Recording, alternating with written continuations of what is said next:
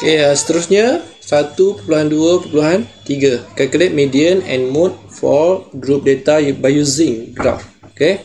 Pertama, calculate median by using an OGIF. Okey.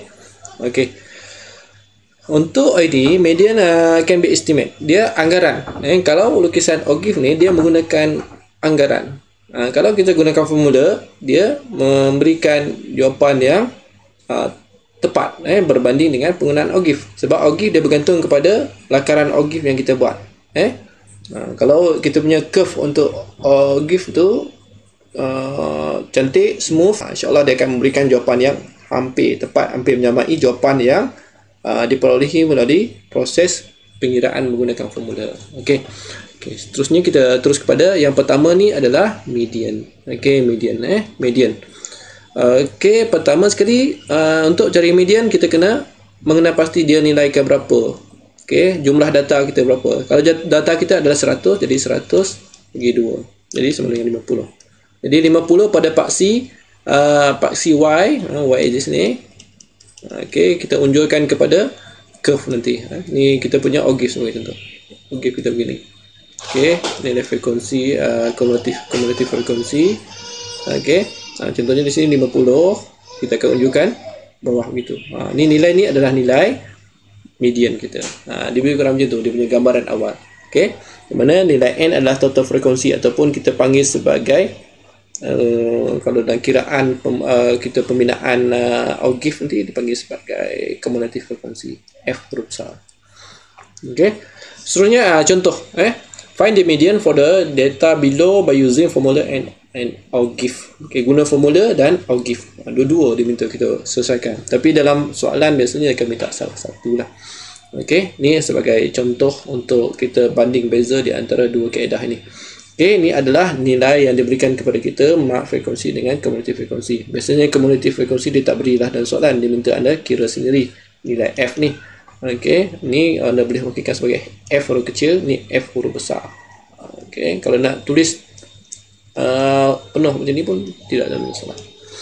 Okey, kita dah ada nilai tersebut, kita tengok dia punya solution. Okey, untuk OGIF ingat untuk bina OGIF pastikan tambah satu kelas di atas ni. Ni kelas kita tadi sampai sini saja dalam soalan. So kita tambahkan satu kelas di atasnya. Nak tambah kelas di atasnya kena tahu dia punya kelas size lah. Kelas size. Okey, dengan frekuensi kosong. Sebab kita nak buat OGIF, kita nak OGIF kita landing pada paksi X. Okey. Dia akan berakhir di paksi X. Sama ada dia bermula ataupun berakhir di paksi X. Kalau less than OGIF, dia akan bermula daripada paksi X. Dan kalau more than OGIF, dia akan berakhir di paksi X. Kena ingat masih ingat lagi dua jenis graf tersebut. Okey, kumulatif frekuensi pastikan ditambahkan 0 tambah 2, 2, 2 tambah 4, 6, 6 tambah 8, 14, 14 tambah 12, 26, 26 tambah 6, 32, 32 tambah 4, jadi 36. Dan upper boundary 19.5. Jangan silap upper boundary ni. Pastikan dah mahir dah. Untuk menulis nilai yang diminta di dalam soalan. Okey. Okey, seterusnya dibina OGIF ni. Okey, kumulatif frekuensi dengan markah. Markah ni biasa ni adalah upper boundary. Ni adalah upper boundary kan, upper boundary kita tadi. Tak muat saya nak tulis upper boundary. Okey, pastikan untuk bina OGIF satu lagi tambahan yang saya nak letak adalah letakkan theta. Jangan lupa theta ni. Saya pun terlupa ni. Untuk anda letakkan theta dia. Mark distribution ke berpandukan soalan yang diberi. Okey. Okey, pertama sekali kita kena pasti location of median. Jadi N bagi 2. N kita adalah 36. 36 bagi 2 sama dengan 18. Okey, 18 ni di mana? 18 ni di nilai kumulatif frekuensi.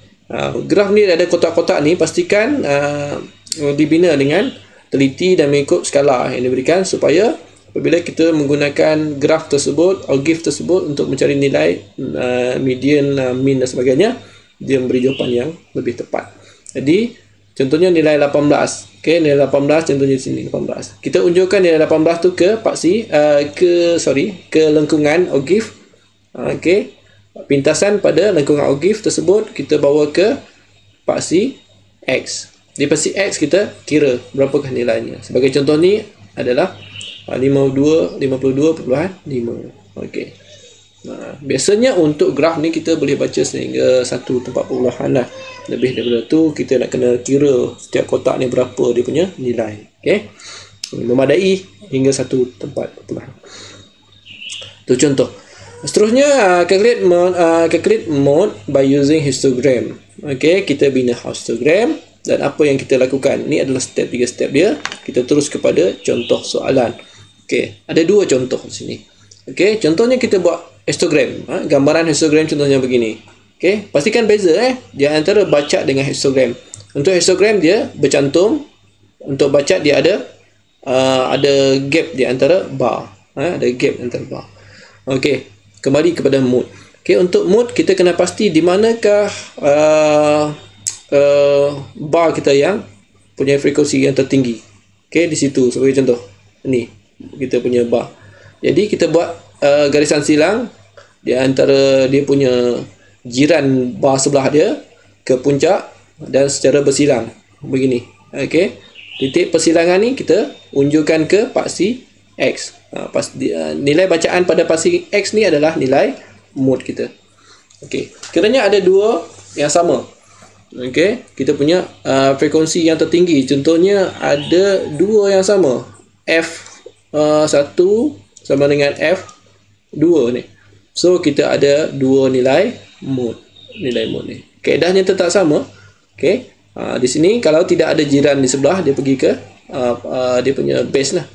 Kita unjukkan ke atas dan kita cari secara bersilang dan baca di nilai paksi X ni berapa dan di paksi X ni berapa. Maksudnya ada dua nilai mode kita.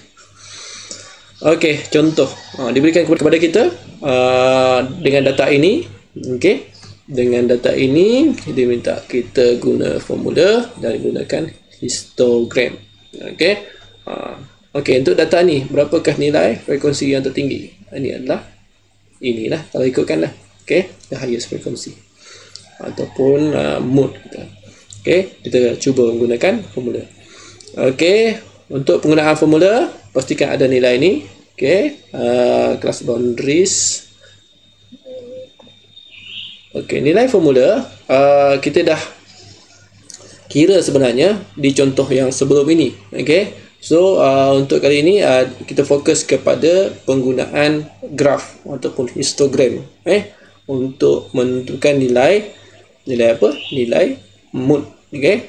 Using formula ni kita dah soalan yang sama tadi, contoh yang sebelum ni. Okey. So kita tak repeat lah pengulangan untuk penggunaan formula. So fokus kepada penggunaan histogram. Okey. Ingat, untuk bina histogram kita akan gunakan class boundaries, kita akan gunakan F.